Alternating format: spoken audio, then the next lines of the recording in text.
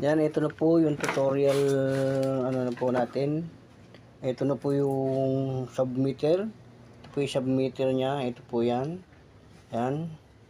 Ito po yung live. Live niya. Ito po yung live. Live po niya. Dumiretso po rin siya rito. Yan po. Ito po yan. Yung kulay pula. Dumiretso po siya rito. Pupunta rito sa jumper sa taas. Yan. Ito na po yung ground niya. Yan, direkta na po yung ground niya. Yan, ground po yan, diretso po rito. Yan, sino po yan, pupunta rito. Ito po yan, oh. Ito po yung ground. Dumiretso po rito, yan. Tumakbo po rito, yan. Switch na po yan, direkta na po.